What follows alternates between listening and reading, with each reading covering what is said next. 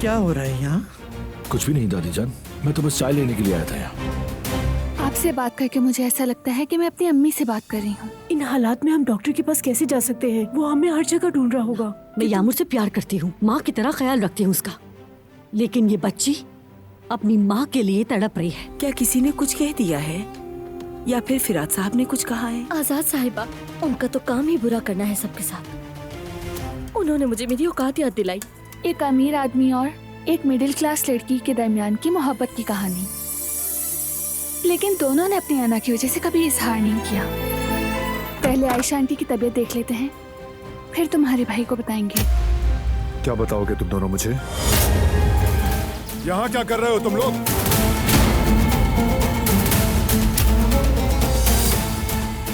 तो बताओ कि मुझसे क्या छुपा रहे हो?